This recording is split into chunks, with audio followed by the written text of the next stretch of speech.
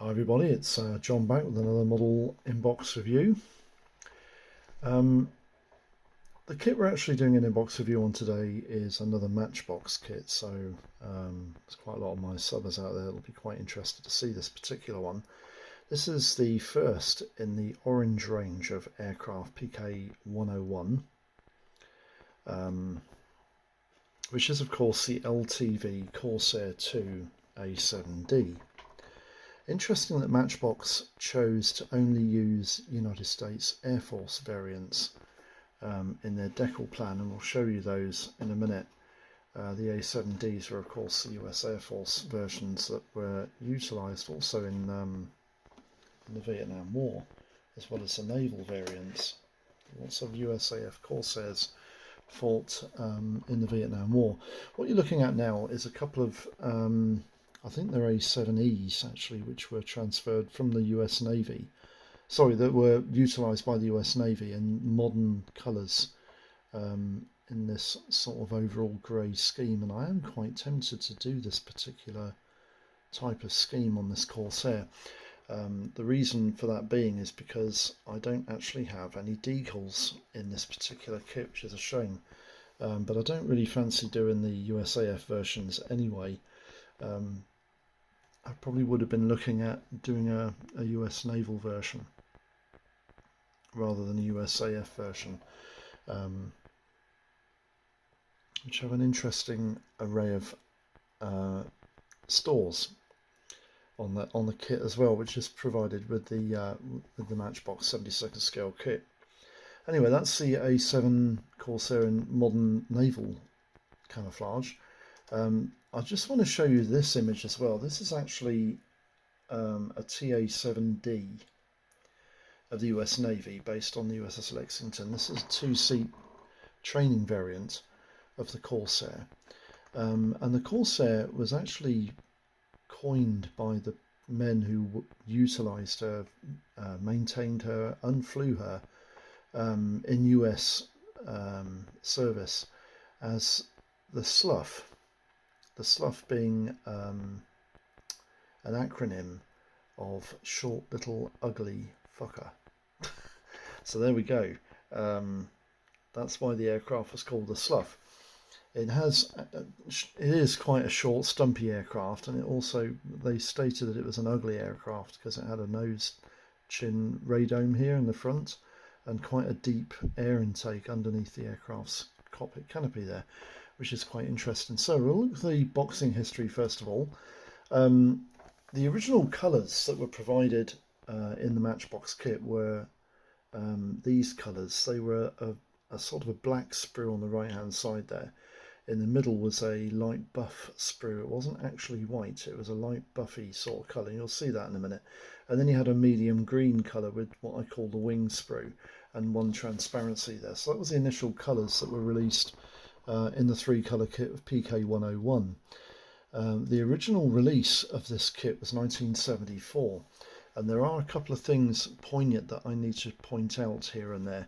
With the original release, it was an open-ender box. There were no flip-top lids in the early generations 1974 releases, and you can tell a 1974 release by not only by the artwork, because the artwork is of the aircraft in clean configuration dropping bombs from her stores, but also because you have three colour kit and a logo marked in the bottom left hand corner of the box here on the top of the box, and it's in white lettering with a red surround disc, if you like, and this denotes the colour range the kit's in, which is an orange disc, which means it's in the orange range of aircraft kits. PK101 was the first one being released.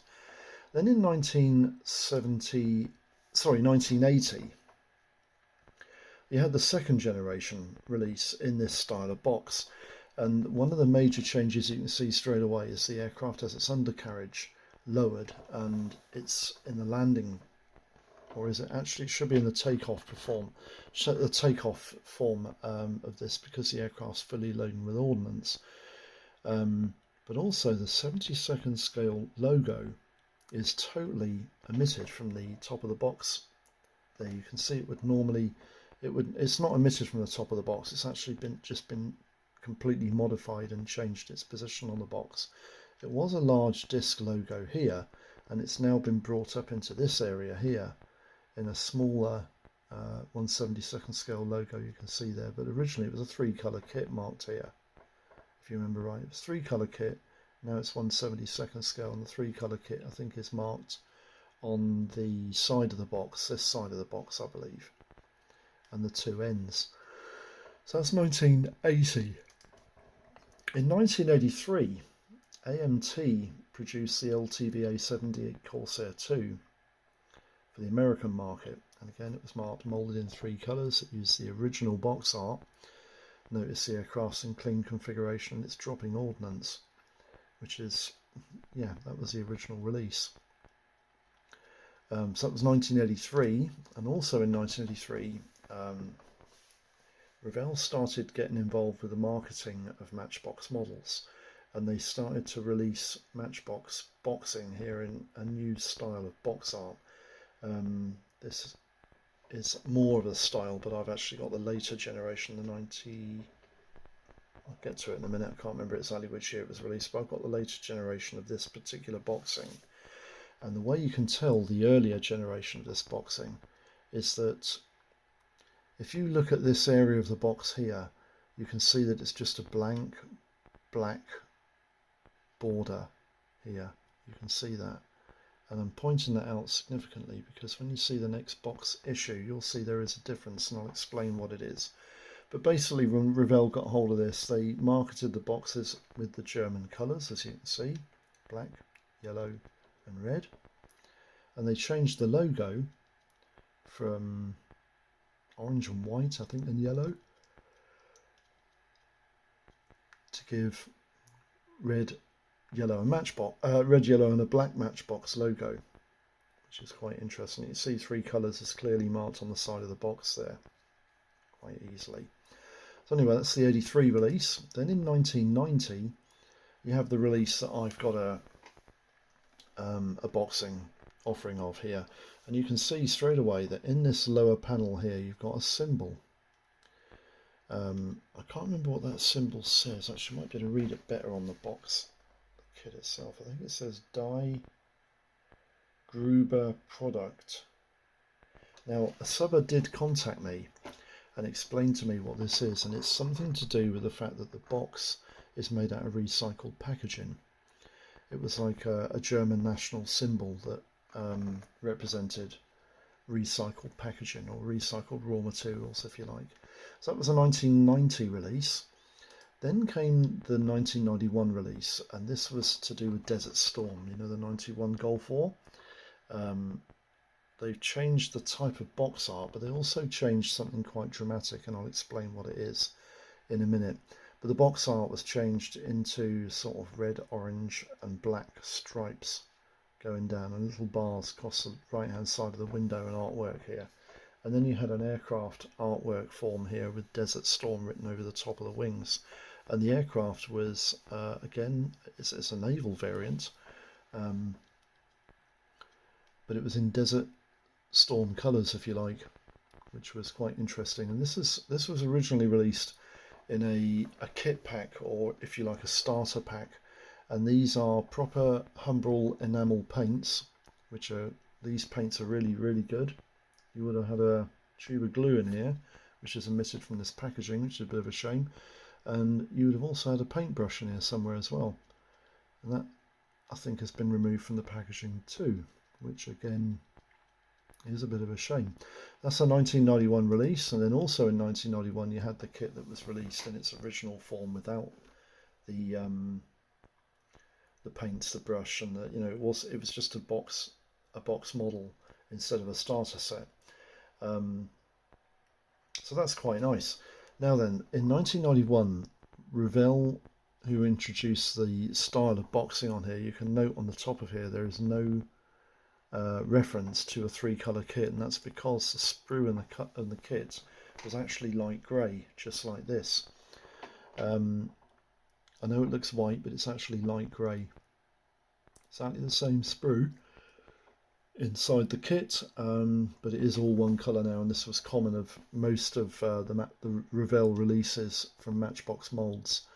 We'll just leave you a nice image now. This is pretty representative of the model that you would get built out the box from PK101's offering from Matchbox of the LTV Corsair 2 or the A7D Corsair 2.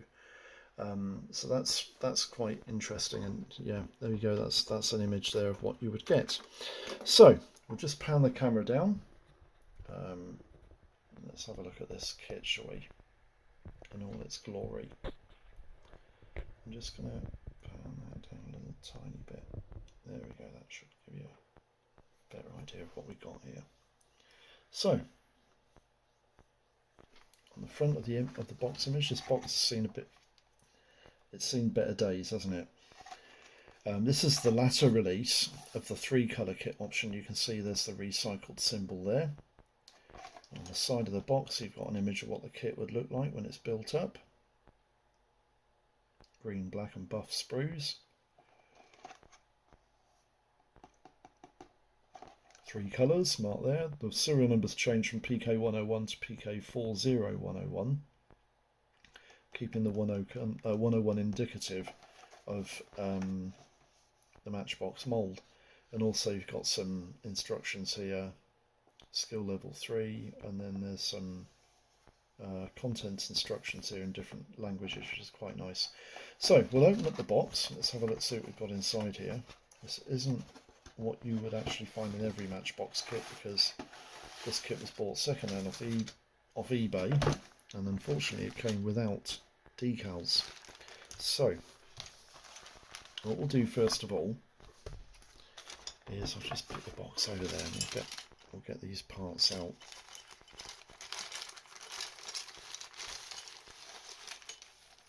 There are a couple of parts loose in the box, but we'll get to those in a minute.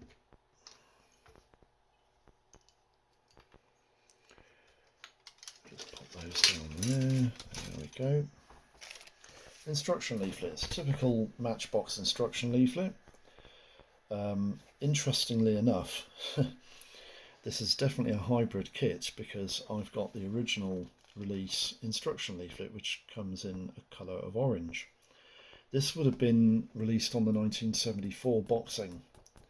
The instruction leaflet that should have come in this box would have been a plain black and white one, but as you can see, you've got an orange one. This is slightly early release, from 74. On the front cover you've got a reiteration of the original artwork, and then you've got some dimensional details and some stats here. The Corsair 2 was actually powered by an Allison license built version of the Rolls-Royce, I think it was a Spey turbofan in this aircraft, but it could have been a Sapphire, I can't remember exactly. I think it was a Spey. But it's classed as a Rolls-Royce TF41A1 engine, which produced 14,500 pounds of thrust and gave the aircraft a top speed at 5,000 feet at 575 knots. You can see there the dimensions of the aircraft, which is quite nice. On the back page, got some hints and tips, what colours to paint various parts for option 1 and option 2, which is quite interesting. You've got optional position stand and how to put the stand together. I haven't got the stand in this kit, unfortunately.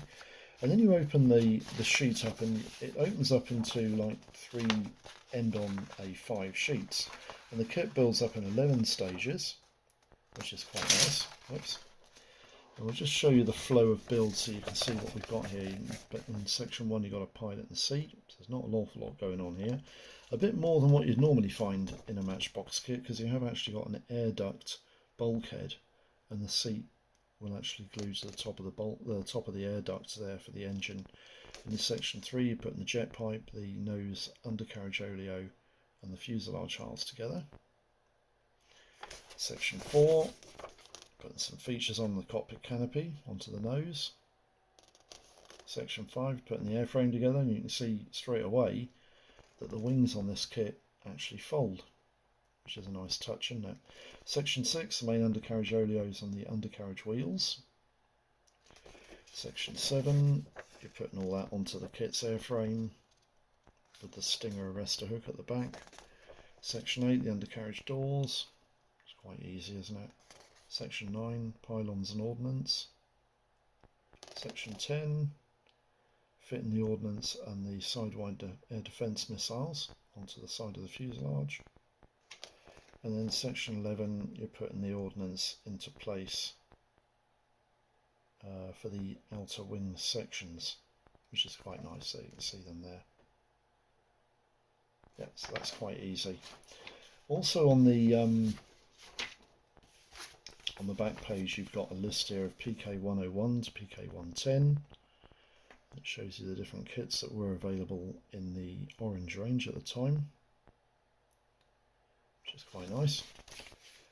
And also you've got a hints key there, tells you what to do, when to do it, how to do it throughout the build. You're also going to need to add some weight in this particular kit, otherwise it won't sit on its undercarriage, it'll sit on its tail. That's the instruction leaflet, quite easy to follow. On the back of the box you've got the paint and decal guide, location guide, and this is for 2 different USAF versions. We'll go through that in the Gumph in a minute. Quite a lot of ordnance. This aircraft can carry a lot of weight, can't it, under the wings. Very, very handy bomber, the Corsair 2 was. Yep. So you've got 2 different coloured greens, like a medium light brown. I would say that was probably matte 26, and the underside is light aircraft grey. I know it looks duck egg green on there, but it's actually a light aircraft grey. Quite an interesting camo pattern on this as well. It's quite interesting. So there we go. That's the camo pattern. I haven't got any decals to show you, unfortunately. If you want images of those, they're quite easily obtainable online. You get them quite easily. Right. Cockpit canopy.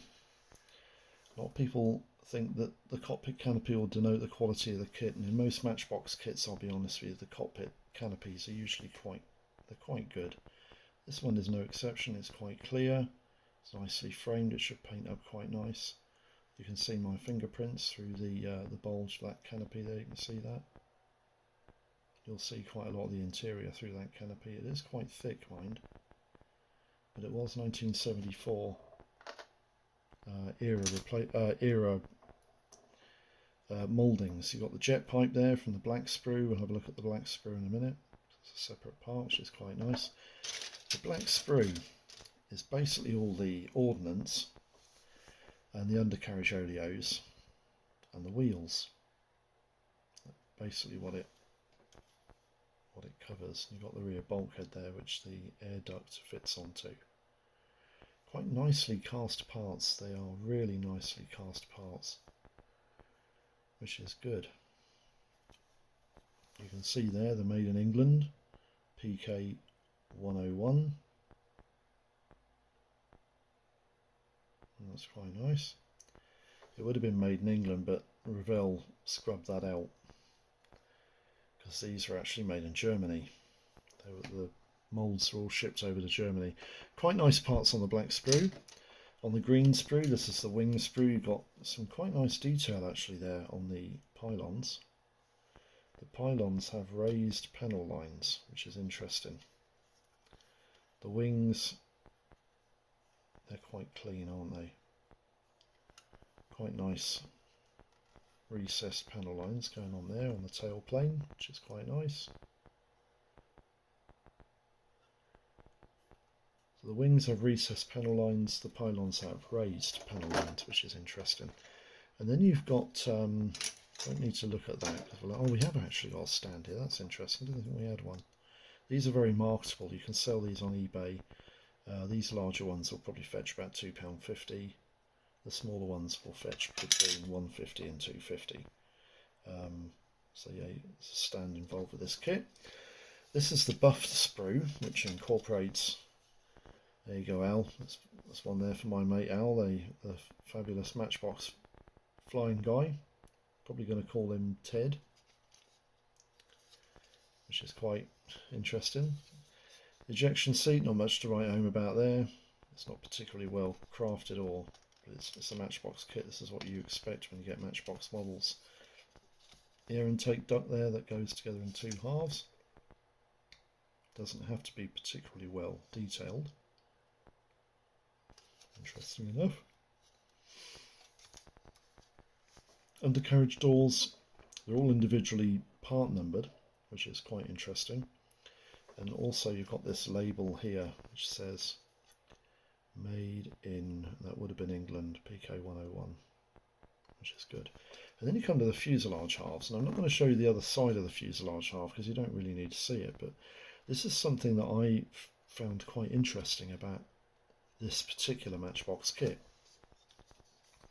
The fuselage is festooned with recessed panel lines. All those panel lines you can see there are recessed completely, all of them. None of them are raised at all. They're all recessed, all of them. Even on the tail fin, everything is recessed.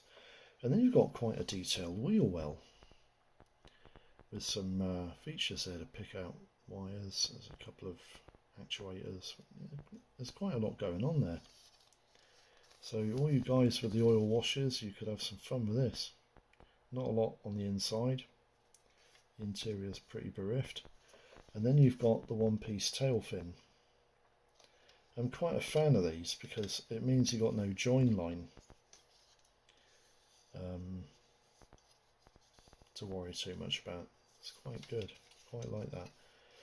And the other thing that's quite interesting about the Matchbox kit is the professional builders and reviewers actually praise most of the 1970s above the 1960 release from Revell, but they rate them all sort of much of a muchness, except for the Matchbox kit. The Matchbox kit, they actually rate the airframe as being really, really accurate, with one misfortune. The folding wings make the gap in the wings themselves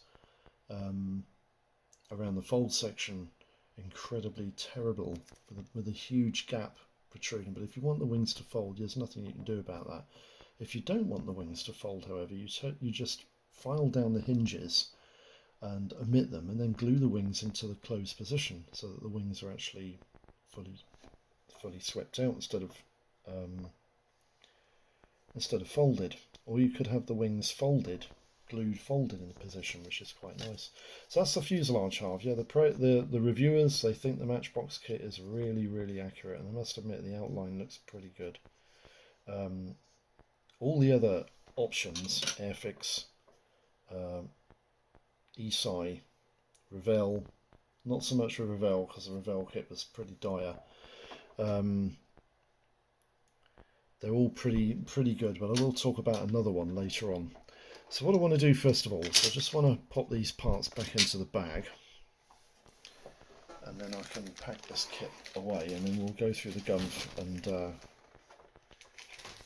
read up about the pros and cons about the kit and what the options and costs are, because the options and costs for the Corsair 2 are quite interesting indeed. That's all the parts gone in there. Let's just pop that all into there if I can. Oh, that's not good. That's better. It's a little trick there if you want to get everything back in the box. Make sure you have the instruction leaflet poking out a little bit first so it can get dragged in with the parts when you need it. So that is the parts. They are quite nice, I must admit they are quite nice. So let's just read the gump through and close this video down for you so that we can all get on with our lives. The inbox review we're doing a video on today is the Matchbox LTV A7D Corsair 2.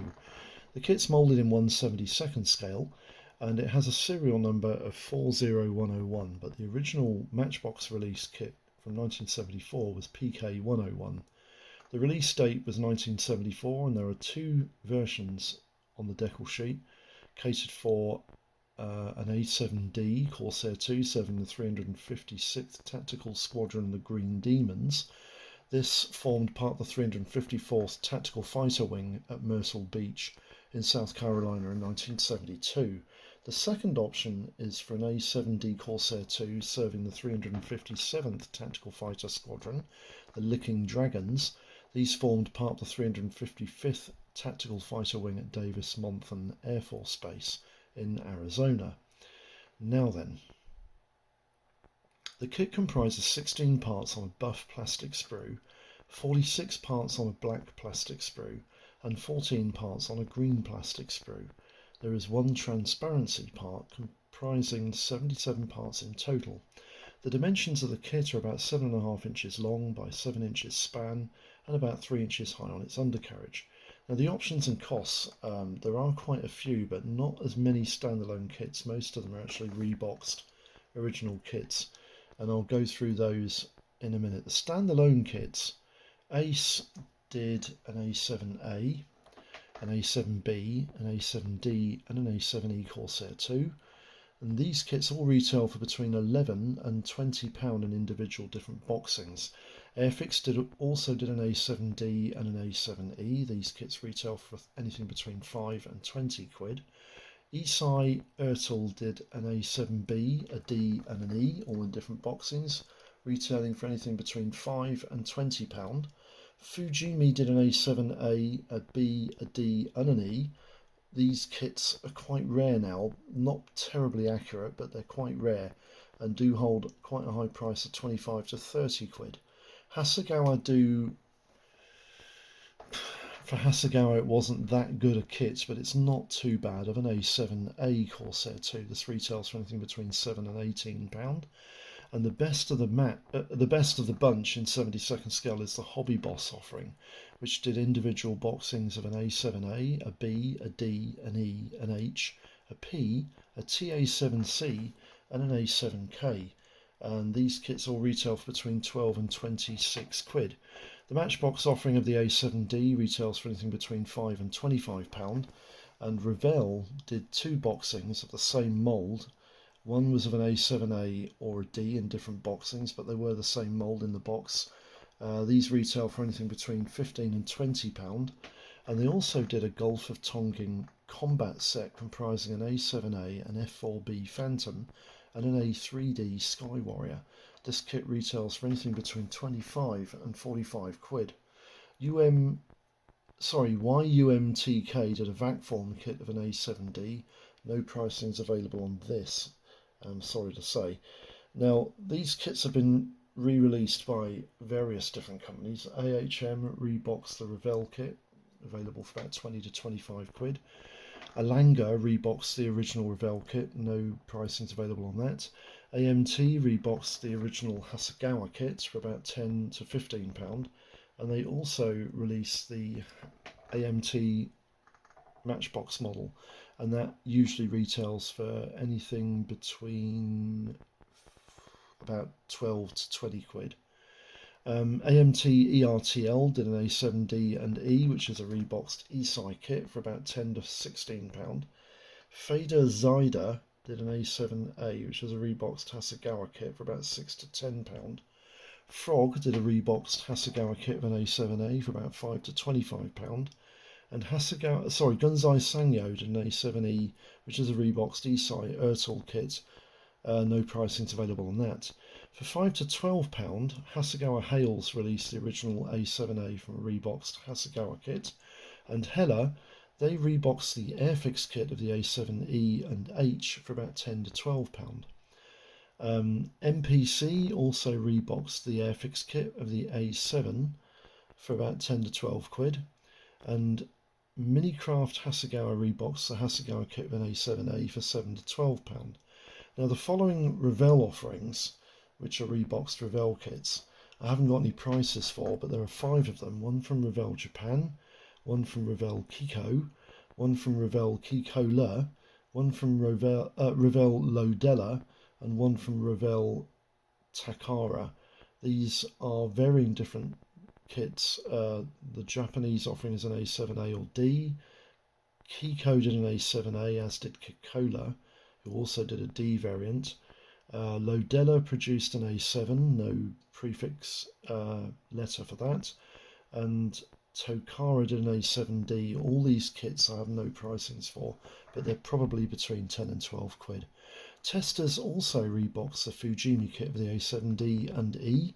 Quite expensive because this boxing is quite rare, for £36 to £40. UPC also reboxed the Hasegawa kit of an A7A. No pricings available on that. And US Airfix also reboxed an A7, which is a reboxed Airfix kit. No pricings available on that.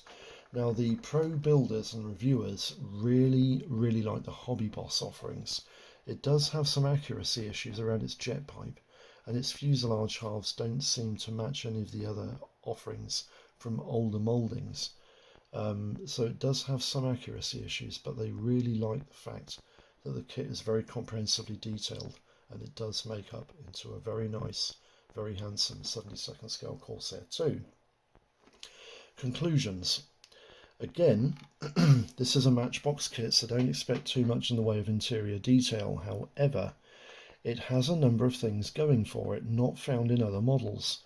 It has folding wings and United States Air Force decals for an A7D variant. It comes with a lot of bombs and 2 Sidewinder missiles for self-defense included in the kit.